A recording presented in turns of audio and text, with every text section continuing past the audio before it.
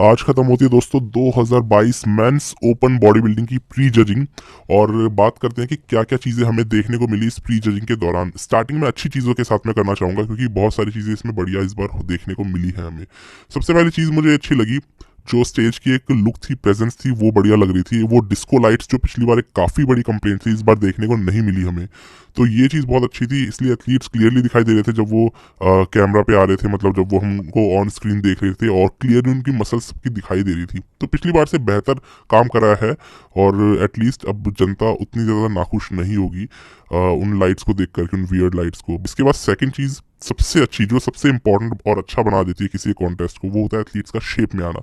ज़्यादातर एथलीट्स इस बार दोस्तों शेप में आए थे, और मेंस ओपन बॉडी बिल्डिंग को देखते हुए कहना मुश्किल पड़ता है, लेकिन इस साल ऐसा लगा कि सब एथलीट्स ने स्पॉट ऑन आने में पूरी अपनी एडी कमर का जोर लगा दिया, और बहुत ही ज़्यादा बेहतर दिखाई दिए सबके सब।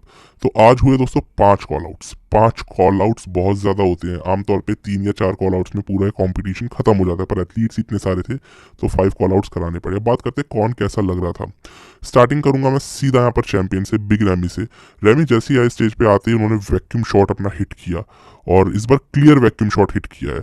तो इसीलिए मैं हमेशा रैमी की तारीफ इस चीज़ में करता हूँ कि मानना पड़ेगा इस एथलीट को, 300 पाउंड्स का ये बॉडी बिल्डर और वैक्यूम कर लेते हैं, तो ये चीज़ तो कोई नहीं करता। इनसे पहले हमने किसी को और करते हुए नहीं देखा। कंडीशनिंग वाइज रैमी अच्छे लग रहे थे, लेग्स उनके सेपरेटेड थे, पिछले साल से बेहतर रैमी हमें इस बार देखने को मिले। बैक डबल बाइसेप भी उनका इस बार अच्छा लग रहा था, और ग्लूट्स के अंदर डेफिनेटली जो लाइन्स आनी चाहिए, स्ट्राइशंस दिख रहे थे। तो रैमी एकदम स्पॉट ऑन, एक चैंपियन वाली फिजिक उनकी लग रही थी। लग रहा था कि चलते हुए एक मिस्टर ओलंपिया आ रहा है, और इसी इंसान को टाइटल देना चाहिए। वो एक डिफरेंट अलग खड़े हुए थे दूसरे एथलीट से, तो ऐसा लगा। लेकिन इसी चीज के अंदर मैं एक और बात बोलना चाहूंगा। फाइनल कॉल आउट तक आते आते कुछ ऐसा हुआ कि मुझे बिग रैमी के लिए थोड़ा सा बुरा लगा, और वो क्या हुआ मैं आगे बात करता हूँ। तो कॉल आउट्स चल रहे थे। फर्स्ट कॉल आउट जैसे ही हुआ दोस्तों, उसमें जो जो एथलीट सेलेक्ट हुए बात करते हैं उनकी। फर्स्ट आए रैमी, निक, ब्रेंडन, हार्डी, डेरिक और सैमसन दौदा। सैमसन दौदा आ गए फर्स्ट कॉल आउट में, और ये 6 एथलीट्स के बीच में फर्स्ट कॉल आउट चला। तो रैमी यहाँ पर भी वैक्यूम हिट कर रहे थे। निक वॉकर इस बार लगे बेहद फुल, और सही में बहुत हार्ड। पिछली बार से मुझे बेहतर पैकेज ये लगा निक वॉकर का। और जैसी फ्रंट डबल बाइसेप कर रहे थे यार, उनके पी की बाइसेप्स से निगाह नहीं हट रही थी। बॉडी ने एकदम टाइटली अपने आप को होल्ड करके रखा हुआ था, कहीं पे कुछ वाटरी जो हम बोलते हैं वो चीज़ कहीं से कहीं तक नहीं लग रही थी। साइड चेस्ट पोज भी इनको अच्छा लग रहा था। बस फ्रंट लैट्स पे जैसे हिट कर रहे थे, एकदम स्टमक वो ब्लोटेड, और लैट्स कहीं गायब से हो जा रहे थे। तो वो तो उनका वर्स्ट पोज है। ऐसा लगता है कि उस पोज में तो वो खड़े रहे ना चुपचाप, और हिट ही ना करे तो ज़्यादा बेहतर है। बट खैर बस निक के साथ एक यही प्रॉब्लम थी, लेकिन निक वॉकर ने कंडीशनिंग फुलनेस नेल करके दिखाई, जो कहा वो करा। और ये मैं बेस्ट निक वॉकर बोलूंगा, बिल्कुल फुल, एकदम स्ट्राइटेड और एकदम कसी हुई फिजिक के साथ में। इसके बाद बात करता हूँ मैं ब्रेंडन की। ब्रेंडन करी एज यूजुअल, सॉफ्ट और ओके जैसे पिछले साल दिखाई दिए। कोई बड़ा कंडीशनिंग में चेंज करके नहीं लाए, और शायद उनको जरूरत भी नहीं है, जहाँ तक वो समझते हैं, रियलाइज कर चुके हैं जजेस की प्रेफरेंस को। आर्नोल्ड खेल के जीत के आ रहे हैं, पिछले साल के ओलंपिया में बहुत अच्छे जजेस ने उनको प्रेज दिए थे कि ऐसे ही काफी परफेक्ट लग रहे थे वो। तो आई थिंक ब्रेंडन ने वही चीज रिपीट करी है। इसके बाद अगर बात करता हूँ मैं शॉक कर देने वाले एथलीट की, वो नाम आता है डेरिक लंसफोर्ड। डेरिक जैसे आए तो फिल ही पीछे कमेंट्री कर रहे थे। फिल ने बोला कि यार इस इंसान को दे दो सैंडो, ये तो इतना अच्छा लग रहा है। मतलब डेरिक इस बार सबसे ज़्यादा शॉक कर देने वाले एथलीट थे।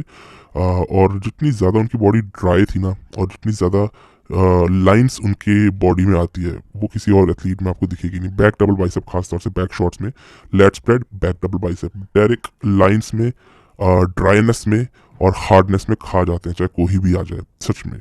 और बैक डबल बाइसेप में उनके जो ग्लूट्स में फाइबर आ रहे थे, और जो हैमस्ट्रिंग टाइट थे, और बैक के अंदर जो लाइंस आ रही थी, वाह यार। तो डेरिक लंसफोर्ड ने कमाल कर दिया। लेकिन वो क्रेजी वी टेपर, वो एक फ्रेम, उसका क्या करा जाए। सारे एथलीट्स के आगे जब वो खड़े हुए थे, सब एथलीट्स हल्के लग रहे थे। डेरिक की हाइट बहुत कम है, सच बताऊं, डेरिक की हाइट लगभग हार्डी जितनी ही है, उनसे भी थोड़ी सी आसपास कम ही मान लो। बट यार वो वी टेपर इंसेन आती है इस एथलीट की, एकदम वाइड लेट्स, और वो वैक्यूम भी कर लेते हैं। तो डेरिक लंसफोर्ड स्पॉट ऑन, और सही में एक बहुत स्ट्रॉन्ग दावेदार है यहाँ पर टॉप प्लेसिंग्स के। टॉप मतलब 1 2 3 प्लेसिंग्स के, 1 के नहीं डेफिनेटली, बट 2 3 प्लेसिंग्स के। तो डेरिक ने चौंकाया। इसके बाद बात करूँ हार्डी शुपन की।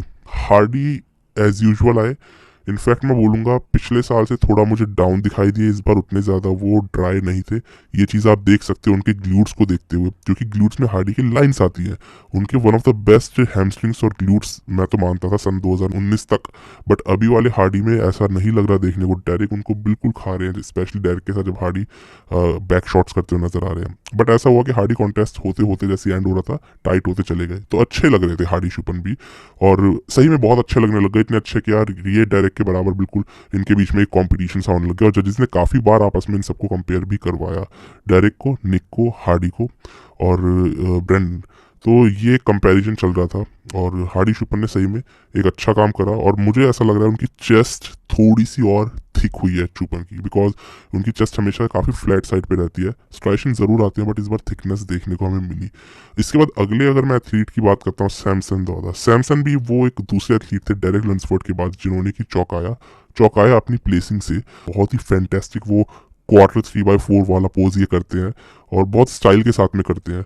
बाकी सैमसन की body overall back double bicep करते हुए अच्छी लग रही थी, पर वो जो एक इंस्टाग्राम पे हमने चीज़ देखी थी ना, उतनी बड़ी बैक जो तब दिखती है यहाँ स्टेज पे नहीं दिख रही थी, और उस किस्म के ग्लूट्स उतने हार्ड नहीं दिख रहे थे। थोड़ा सा और इनकी बॉडी टाइट हो सकती थी ऐसा लगा। तो सच बताऊं ऐसा लग रहा है कि सैमसन अब मास को तो चेज कर रहे हैं, लेकिन कहीं ना कहीं वो क्वालिटी लूज कर रहे हैं जो उनकी मसल्स में आज से 1 साल पहले हम देख पाते थे। वो चीज़ अब कहीं ना कहीं चेंज हो रही है और ये मास मॉन्स्टर साइड पे ज्यादा जा रहे हैं। लेकिन खैर इस चीज़ का इनको एडवांटेज मिला और ये जजेस को इतने पसंद आया कि उन्होंने इनको 6th पे रख दिया। सैमसन के साथ कुछ ऐसा हो रहा था कि उनको जजेस ने बाद वाले कॉल आउट्स में भी रखा, और बाद वाले बॉडी बिल्डर्स जैसे कि विलियम बोनेक, हंटर लब्राडा जो फर्स्ट कॉल आउट में अपनी जगह नहीं बना पाए, उनके साथ जजेस ने सैमसन को बाद में रख दिया कि अब आप इनके साथ में कंपैरिजन में आ रहे हो। बट जजेस को ये लगा कि नहीं, ये बेटर है विलियम से, ये बेटर है हंटर से, तो वापस से उनको फर्स्ट कॉल आउट वाले टॉप बॉडी बिल्डर्स के बीच में ले आए। तो इतना अच्छा सैमसन दौदा का इस बार मतलब उनके लिए तो एक ही गिफ्ट उनको मिल गया कि इतना बढ़िया उनको प्लेसिंग मिलने वाली है, जहाँ तक है 6th प्लेस उनका इस बार लॉक होना चाहिए। तो ये बात रही। बात आती है विलियम की। विलियम मुझे लग रहा था खुद ही अपने मन में काफ़ी डिसअपॉइंट फील कर रहे होंगे ये देखते हुए कि उनका स्टमक बहुत ज़्यादा ब्लोटेड था, वो उसको कंट्रोल नहीं कर पा रहे थे। ऐसा नहीं है कि विलियम का कोई कंट्रोल खत्म हो गया अपने स्टमक पे से, प्रॉब्लम ये होती है आप जब पीक फीक करते हो, जब कार्ब लोड कर रहे होते हो, तो कार्ब्स किस तरीके से लोड हो रहे होते हैं। हो सकता है पेट में उनके खाना पड़ा हो, उनको पहले इतनी ब्लोटिंग गैस हो रही हो, कॉन्स्टिपेशन अच्छा खासा हो, और उस वजह से इतना ज़्यादा उनका पेट बाहर आ रहा था कि उनकी पूरी वीटेपर ही ख़राब हो गई थी। तो विलियम के साथ बहुत बुरा हुआ आई थिंक आज तक, क्योंकि ये वर्स्ट एक प्लेसिंग और परफॉर्मेंस आप कह सकते हो जो ओलंपिया में वो निकाल के देने वाले। इंटेंशनली नहीं, मुझे लग रहा है कुछ गलत हुआ है उनके प्रोटोकॉल्स के साथ कार्ब अप करते समय। तो चैड निकोल्स के साथ इस बार कुछ ना कुछ वो एक तालमेल नहीं बन पाया विलियम बोनेक का। मुझे सही में दुख है, मैं ये नहीं बोलूंगा इस एथलीट ने ऐसा क्यों करा, वो ऐसा क्यों आ गया।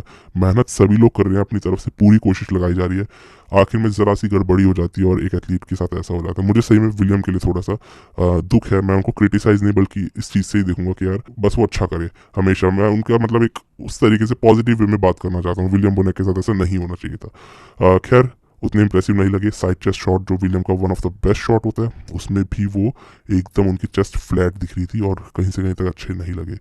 इसके बाद अगर बात करता हूँ अगले एथलीट की, हंटर लब्राडा। हंटर मुझे पिछले साल से ज्यादा बेटर लगे, इस बार ज्यादा ड्राई उनकी फिजिक थी और सेपरेशन दिख रहा था उनके लेग्स में। बट क्या हुआ ना कि कंपटीशन इतना स्टैक्ड इस बार का था, इतने बॉडी बिल्डर स्पीक करके आए, जो मैंने बोला ही इस बार अनएक्सपेक्टेड तरीके से बॉडी बिल्डर स्पीक आए हैं, स्टैक्ड आए हैं, कि हंटर को उन्होंने जजेस ने बाहर डाल दिया। और निक सही में हंटर से इस बार ऊपर जाने वाले हैं, क्योंकि निक तो आ गए फर्स्ट कॉल आउट में, हंटर नहीं आ पाए। हंटर इंप्रूव्ड है लेकिन निक और इंप्रूव्ड लगे, डेरिक बहुत ज्यादा इंप्रूव्ड है, हार्डी भी एकदम स्पॉट ऑन जैसे आते हैं। तो कंपटीशन बहुत ही ज्यादा कड़ी चुनौती देने वाला हो गया। तो इस बार जजेस को समझ नहीं आई हंटर की फिजिक, तो इसलिए उनको बाहर रखा गया।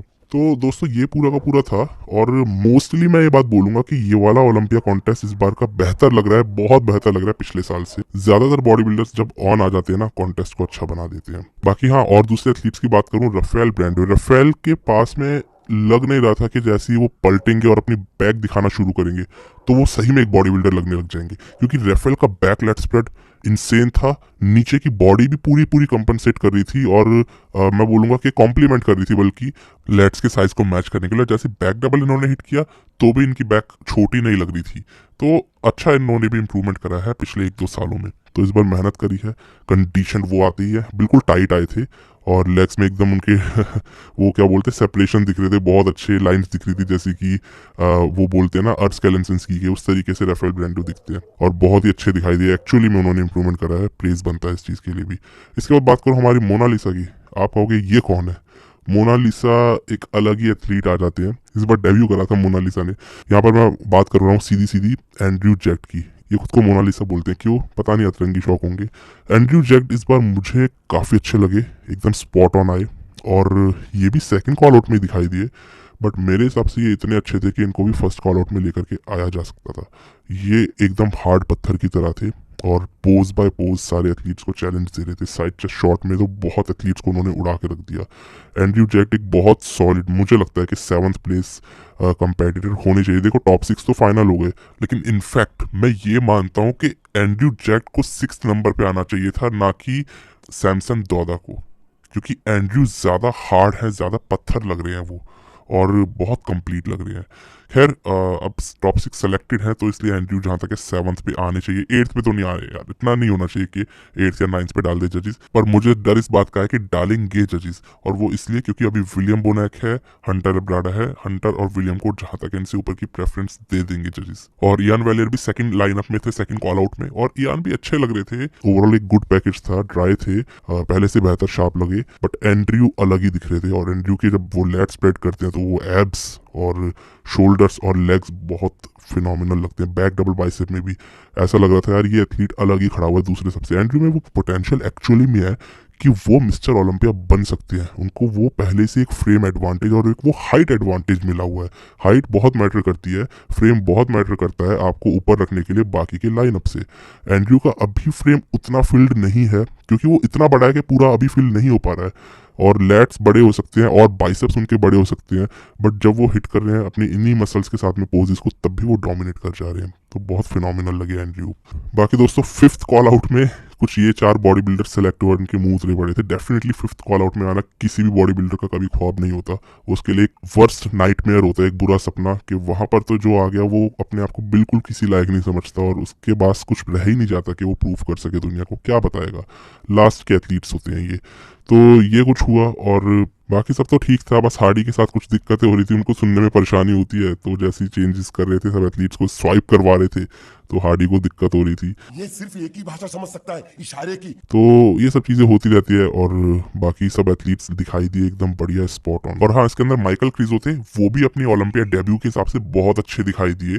और ज्यादा वो बाद में हार्ड हो सकते थे, बट स्टिल जो फिजिक थी अपने हिसाब से बहुत अच्छी थी और सेपरेशन उनका बढ़िया लग रहा था। इसके बाद बात करता हूँ मैं ब्लेसिंग की। ब्लेसिंग जैसी स्टेज पर आया ना एकदम फुल ऑफ कॉन्फिडेंस, मतलब उनका ये कहने का मतलब था कि मुझे देखो, और अट्रैक्शन खींचने में हमेशा ब्लेसिंग ओविडिबू आगे रहते हैं। इस चीज में उनकी मास्टरी है। लेकिन निक ने पहले बोल दिया था कल कि मैं 3rd कॉल आउट वालों से बात नहीं करता, बट ब्लेसिंग तो 3rd कॉल आउट में भी नहीं आते, उनको तो 4th में डाल दिया गया, तो कुछ ज्यादा ही नीचे गिरा दिया गया ऐसा मुझे लगता है। उनको 4th में नहीं बल्कि 3rd कॉल आउट में आ जाना चाहिए था।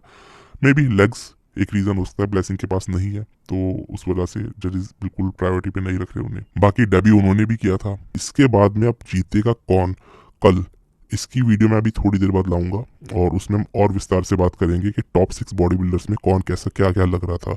और कुछ गलत चीजें जो रैमी के साथ हुई, मुझे लगता है उसके बारे में मैं बात अगली वीडियो में करूंगा, वो नहीं होना चाहिए था सबसे पहली बात। और सही में रैमी को जो कोने में खड़ा कर रखा था बिल्कुल बिना किसी से कंपेयर करवाए, वो चीज सही नहीं लगी। तो उसके ऊपर हम बात करते हैं अगली वीडियो में दोस्तों, जल्दी मिलता हूँ, तब तक के लिए स्टे ट्यून, गुड बाय, शुक्रिया।